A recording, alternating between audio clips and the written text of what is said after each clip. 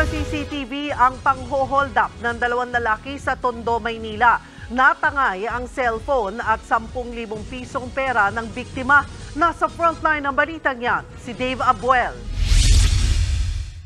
Madaling araw nitong linggo nang makunan sa CCTV na naglalakad ang lalaking ito sa Velasquez Street sa Tondo, Maynila. Binubuntutan siya ng dalawang lalaking hold-upper. Nilapitan nila ang naunang lalaki pero iniwasan sila nito. Pero di siya tinantanan ng dalawa. Hanggang sa nakalapit ng tuluyan ang dalawa. Dito na nila persahang kinuha ang laman ng bag at hawak sa kamay ng biktima sabay naglakad palayo. Nanlumo ang biktima na ilang beses ding napaupo sa kalsada matapos manakawan. Ayon sa mga otoridad, tinangay ng mga magnanakaw ang cellphone at wallet ng biktima na may lamang 10,000 pisong cash. Dito sa bahaging ito ng Velasquez Street nangyari ang pagnanakaw. Kwento ng biktima sa barangay, nag-aantay siya ng tricycle pauwi nang lapitan siya ng mga suspect. Hindi na siya nakahingi ng tulong sa tindi ng takot at dahil bahagyang nakainom din. Hindi na raw nanlaban ng biktima dahil sa pananakot ng mga suspect.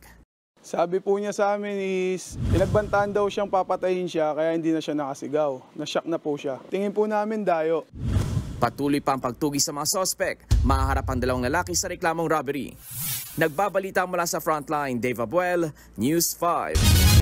Mga kapatid, Cheryl Cosim po, huwag maging huli at maging una sa lahat sa balitaan.